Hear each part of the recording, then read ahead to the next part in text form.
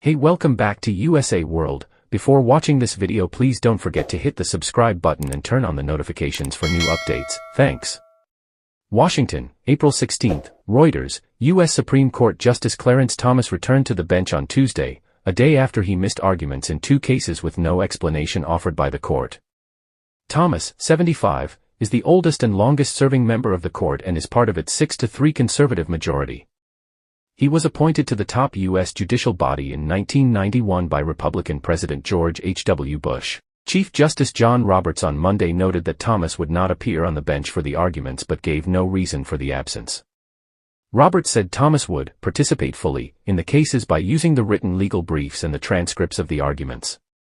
A court spokesperson did not provide additional information on Monday's absence.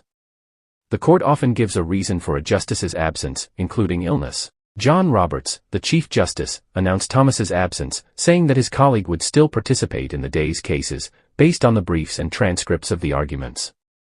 The court sometimes, but not always, says when a justice is out sick. Thomas was hospitalized 2 years ago with an infection, causing him to miss several court sessions. He took part in the cases then, too. He is the longest-serving of the current justices, joining the Supreme Court in 1991, and also one of its most conservative members. The court on Tuesday was hearing a high-profile dispute, a Pennsylvania man's bid to avoid an obstruction charge related to the January 6, 2021, attack on the Capitol, a case with possible implications for the federal prosecution of Donald Trump for his efforts to overturn his 2020 election loss.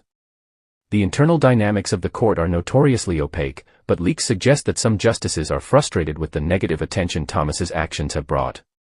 The Supreme Court's legitimacy hinges on the perception of impartiality, and any hint of impropriety can be damaging. So, what does it mean for the Supreme Court to leave Clarence Thomas out to dry?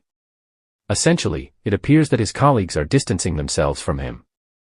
This can manifest in several ways: less collaboration on opinions, fewer joint public appearances, and subtle but noticeable shifts in the court's internal dynamics. When a justice is isolated, it can impact their ability to effectively influence the court's decisions.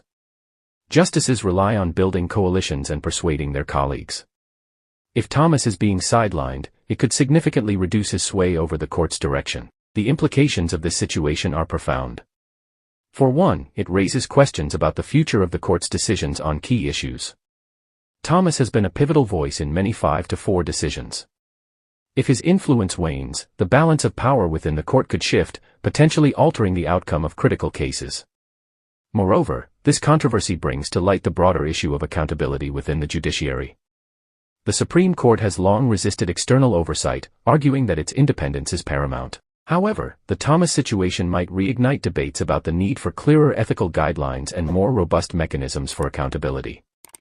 Hope you enjoyed watching and don't forget to hit the subscribe. See you soon.